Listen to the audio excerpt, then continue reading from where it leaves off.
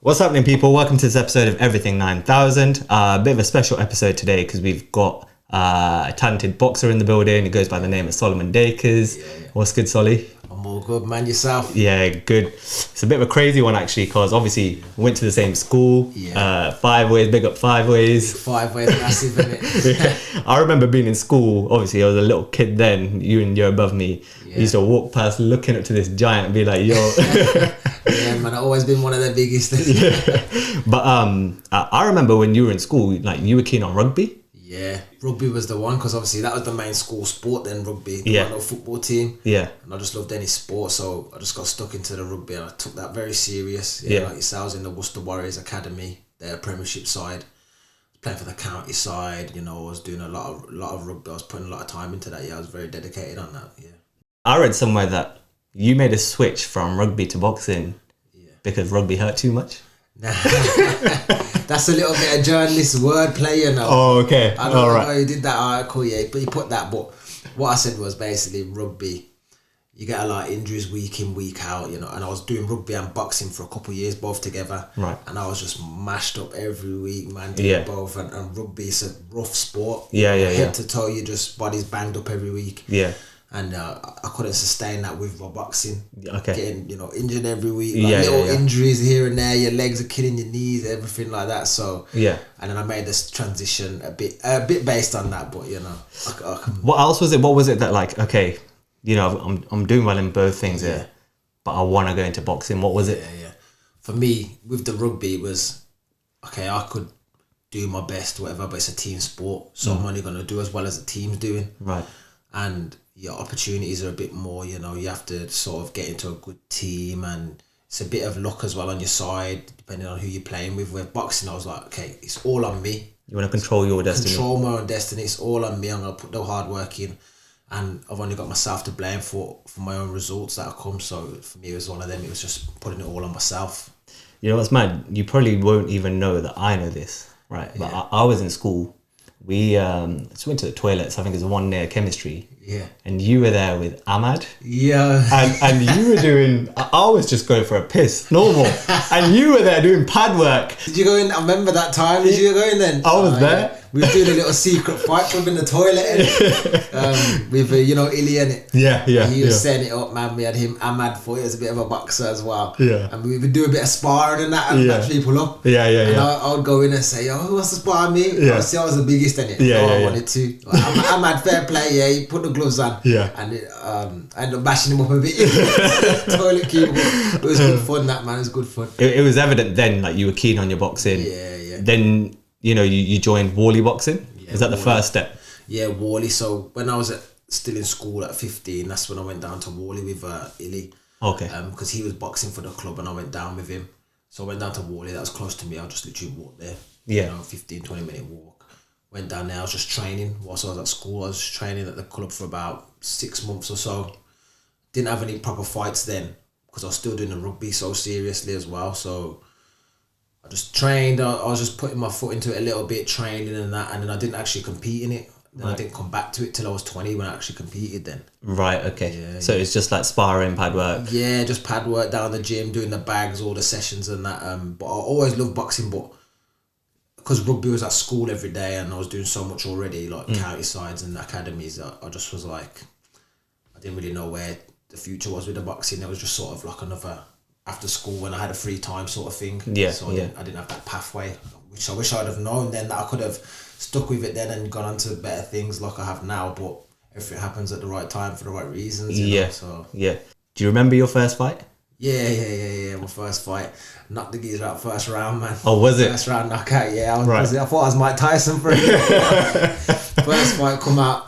Just 1-2, boom, knocked the geezer out, man, straight away. And I thought, yeah, man, this is all right, Yeah. And then 2017 was a big year for you as well. Yeah. So you won gold in the 27 national championships. Yeah. You joined the Team GB squad. Yeah. And you represented the British Lionhearts. Yeah, that's right. So, Team GB, that's crazy. That's nuts. How was that? It was a good step for me. That was a big change then. From not only starting boxing, because it's amateur boxing, and your Olympic boxing is classed as amateur. So I was boxing for Wally, my club.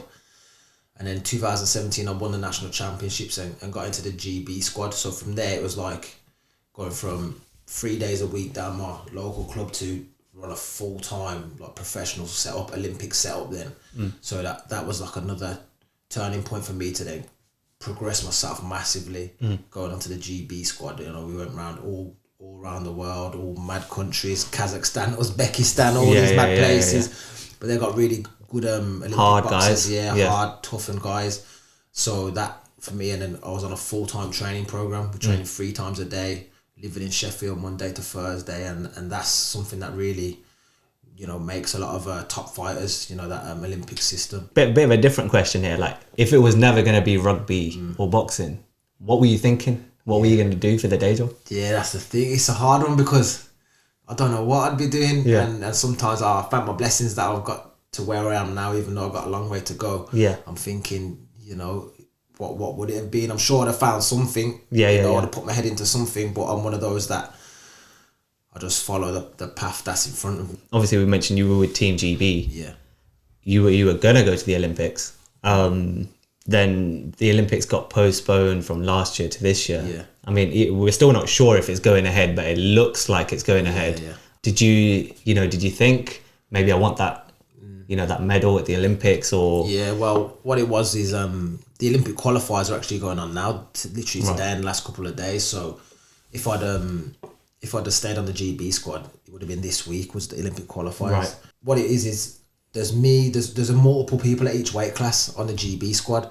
So if I had waited for the qualifier, there's the chance that I wouldn't have been selected for that first qualification. So that's not even in my control then. Right. It's all about who qualifies first with the Olympics. It's not so simple as GB say you're going to the Olympics, you have to qualify. So if you don't go to the tournament to qualify, and someone else does, it's out of your hands, out of your control. So me turning pro was like, okay, I don't want to wait for something just in case I can get a qualification opportunity or whatever. I'm just going to take things into my own hands because I was going to turn pro anyway.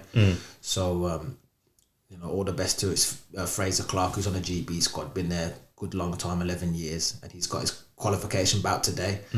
So if he qualifies, all the best to him, but I didn't want to wait around and put my destiny in someone else's hands again, Yeah. So you signed to Matchroom Boxing with Sam Jones, Adam Morelli.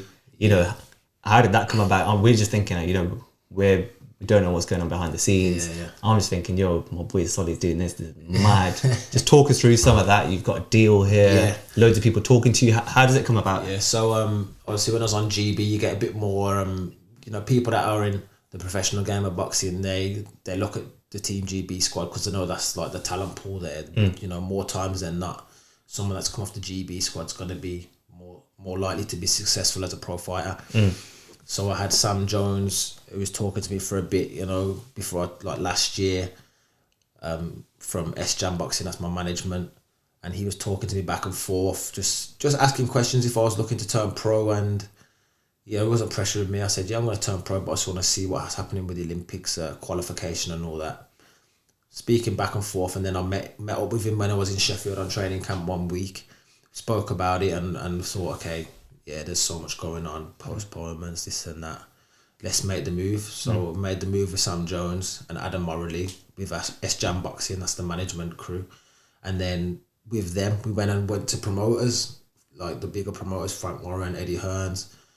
And then we just sat down with them and got the best deal. And we went with Matchroom Boxing and Eddie Hearn because we thought, at the end of the day, they are the biggest platform in the world, really. Matchroom is probably the best promoter in the world, and Eddie Hearn is definitely the best promoter in the world. So it was a bit of a no-brainer. So we went with Matchroom, and now we're just looking to kick things on from there. I've seen you're doing a lot of strength and conditioning work now. With Des. Birmingham. That's it. I'd say probably the last 2-3 months, just me, even just off Instagram, I've seen a real transformation. You were always athletic, big build, but you took it to another level, looking like a proper athlete, trimmed down, get the guns out. That's it. So how's that training schedule like? So like I said, on GB, was in Sheffield, was training 2-3 times a day, and very intense training, but it's different training because you're Olympic boxing's 3 rounds, and now I'm preparing to go and do 12-round fights. My first few fights are going to be 6 rounds, then 8 rounds, then build up to 12 rounds. But we're training for 12-round fights. So our sessions now, in my boxing gym, I'm training for 15 rounds of pads and bag work, whereas I used to do 6 rounds, on the pads and bags, sparring 10 rounds, and then doing 4 or 5 rounds on the pads. So we're doing much longer sessions of boxing sessions, and then doing my strength and conditioning with Des on a Monday, Wednesday, and Friday, and doing those conditioning sessions that are just pushing me to another limit as well. The red zone. Yeah, the red zone, man. It's like the death zone, man. I'm telling you, it's not a nice place, but you know what? You learn to deal with it and it's going to be uncomfortable, but you learn to be sort of comfortable in the uncomfortable. You know what I mean? You know what you're there for. So we're pushing it to new limits, and we know that this professional boxing is a different game, and it's not like amateur boxing. You take one loss in the pro game, one day out, one bad night, and that, your whole career is just on the back burner then. So we can't cut any corners, and we're just taking it to the new limits and trying to put, something different in the heavyweight game. A lot of the heavyweights are big, heavy guys, but we're trying to be the most conditioned, the fittest heavyweight on the planet if we can be that, and just making sure we tick every box that we can.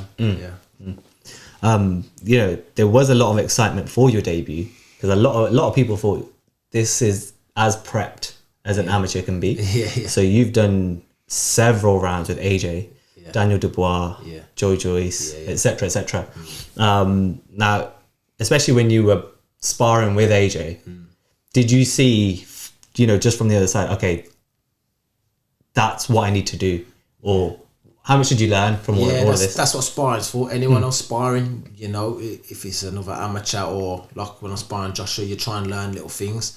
So when I'm sparring guys like Joshua, Dubois, Joyce, every time you're sparring, you're trying to pick up something. You look at little things, okay, what they're doing well, or what I'm doing well, and things that I need to pick up on, and think, okay, maybe I should, off the jab, something like that, smooth my head more off the jab, or where I should place my feet, little things like that. They're things that in one spar you might think about it, but as you go on over time, more sparring and these top guys, you got to spar the top guys, you start ingraining those things into your own game then, and that's what starts to help you improve. When you see these top guys, does it seem like that is an attainable goal? You can see yourself there one day. 100%. There's no doubt about that, because I'm in there with those guys, and I see myself as one of those guys. It's just experience and time, and that's the difference. That they're just they've just already done it, you know what I mean? And it's just going to be my time to do the same thing, and I've definitely got the confidence that I'm going to take myself to those levels and be the best that I can be, definitely. So your first fight with Manav, I watched it all. The excitement, the energy, the big stage, you're on national TV. What was that like? It was a weird one, because it's like you say, it was a big stage, Sky Sports, and a big platform, big show, but because of this COVID-19 business, there was no crowd. So I'm walking out, and the cameras and the lights was in my eyes, but there was no atmosphere. It was really quiet. It was like walking out to a library. Weird, man. It was like, okay, there might be so many people watching on the TV, but you don't really know that. You don't feel it. You don't feel it, because I'm seeing 2-3 camera guys. And just the ring of my opponent. So hopefully for this next one, there's going to be a few crowds. I think that's going to be the difference, the little atmosphere. You can feel the atmosphere. So you just had a fight recently. You announced yesterday that you've signed for a second fight. That second fight's next weekend. Crazy. Is it just a case now of just getting in as many fights as possible? That's what I want to do. I want to be active. Now I've turned pro. I don't want to be sitting around for months on end doing nothing. I want to be active, and that's how you build your profile and build your career. You got to be active and get fighting. So literally, as soon as I walked out the ring on the last one, Eddie Hearn said to me, June the 12th, you want to box again June the 12th? All right, so it's in the works then? He already said it. I hadn't even got my gloves off. And I said, let me see how my hands feel, man, because that guy had a hard head, So he said that, and we just said, man, let's go again June the 12th. And then he's already saying now, you can box again, next couple of months, and really they're already planning. These guys, this is what the management team's there for, and the promotion team is saying, we can get you 3, 4, 5 more times for the year and stuff like that. So things are in the works, but I've just got to keep my head down in the gym and just get the job done each fight night. The main thing is getting the wins, and if I get the wins, everything else will come with it. So you're obviously at the start of your pro career. Yeah. How much is it at this stage? You know, we're talking about volume here. You're going to get 3, 4, 5 fights in. You know, you've not had much time in between your last fight until next weekend to know who your opponent is. Yeah. So how much of it is actually preparing specifically for him? Or is it just a case of you're ready for anyone? Yeah. But do you not need to prepare for specific people? Yeah. It is like that. For me, it's at this level, I'm just improving myself. As long as I'm getting the best out of myself, improving what I'm going to do, I should be taking care of these guys. But also, once we get an opponent, that's my coach will have a good look, try and find some footage on whoever it is, and just pick up little things in the training. We've only had, you know, a 3 week sort of mini training camp between these two fights, but my coach Max has looked at the opponent, said, you know, just a couple of little things that he does, just work on it on the pads a little bit and in sparring when we can. And just little adjustments that, you know, I've got the experience from the amateur game to be able to just make those little adjustments and have a look at it a couple of weeks before. But when it gets to bigger fights, that's when, you know, they have the long training camps where they really focus on that one opponent. But at the moment, in these early stages, as long as I'm being the best that I can be, I should be taking care of these guys, definitely. So what's the motivation? What's your motivation? Yeah. Man, that's a hard question because putting you on the spot here. Yeah, the motivation is just it's deep rooted for me from young, because, you know, I've never really been one that's had much in life and not had nothing given to me. So for me, it's about changing my whole life and things for my whole family. You know, doing something different where I can actually make a big turnaround and put things, you know, on a much better platform for my future going forward and my family and you know, providing things that I've never had and my family's never had as well. So it's about, you know, really establishing myself and putting things in place for the future of my family as well, and myself, and just making things, you know, just making a better life. Like most people are working out there to make a better life for themselves. I'm really just trying to flip things around and make a much better life for myself and my family as well. You refer to yourself as Birmingham's finest. Yeah. Now, obviously, I do my Birmingham photography too. You know, a lot of the work we do is like put Birmingham a bit more out there. Me personally, I just hate how people undermine Brum all the time. Yeah. Do you know what I mean? You see it on all these meme pages. I I love anything but a Birmingham accent. Yeah. You know, stuff like that. But that also comes into my motivation. What does that side of it mean to you? That's the thing. Like I've said on other interviews, where Birmingham, we're the second city. You know, London's your capital and then Birmingham's the second city, but a lot of the time we get sort of you know, brushed off, and, you know, people don't maybe take Brummies as seriously for some reason. But me, I'm trying to put Birmingham in terms of boxing as well on the map. If we can have a heavyweight champion from Birmingham, it's never happened before. Honestly, I am rooting for that so much. A heavyweight champion from Birmingham. Yeah, man, it's mad. Go off. We've only had one world champion, which has been Cao Yafai at super flyweight. So to have a good heavyweight and a heavyweight champion from Birmingham would be just mad, and I'm hoping that I can be that, man, definitely, because Birmingham, we need to definitely in the boxing game get ourselves on the map and establish ourselves, and we can bring some big shows to Birmingham. We've got all the infrastructure, everything there and we've got the support. We can get the support out, so we can get big shows in Brum and big time boxing, and we should be able to get the support behind us. Last question now. You know, we've seen the undisputed fight going on. Well, negotiations for an undisputed fight going on. Looks like that's broken down between AJ and Fury. It looks like AJ is going to be fighting Usyk, and it looks like Wilder's going to be fighting Fury for a third time. What do you think will happen? Like a lot of boxing fans as well, I'm also a boxing fan. I wanted to see that Joshua Fury fight. It's been building, and, you know, it's a big fight, especially in Britain. It's a mega fight, but for whatever reason, like people say, boxing is politics, and, you know, Deontay Wilder's won his case and trial, so Wilder and Fury are going to fight again. AJ and Usyk are going to fight, but they'll just take care of business as fighters. I think hopefully they can come through that. Fury can do Wilder again, and AJ can handle Usyk, and then get that fight on. They just got to keep keep themselves winning both those fights, and then the fight's still as big or even bigger, built on even more, but they've just got to take care of that business then. For you, who takes AJ Fury? Yeah, it's a mega fight, man, but I'm backing AJ. I think AJ can do it. Yeah. AJ can be the one to beat Fury, definitely. It's going to be a tough fight. It's one of those sort of once in every so many, generational fights. It's a generational fight. Yeah, because it's a mega fight, and they're going to be close. That's why they are such big fights. But I think AJ can be the one to come out on top, I think. That's mad. I think that's about everything. We've covered everything. Yeah. Big up for coming here today. Yeah, man. Appreciate it. Nice one. All the best for your fight on the weekend. Yeah. Be watching that, tuning in. It's no late hours, is it? Nah. It should be nice, 6, 7 o'clock sort of thing. My last one was 6 o'clock. So it was nice and early for me. I was quite early on the card as well. The main event's about 11 o'clock. So it's going to be, on the evening time, early evening. It's not going to be no late. No, we'll definitely keep an eye out. But nice one. Respect for that. Appreciate it, man. Yeah, Good to see you again.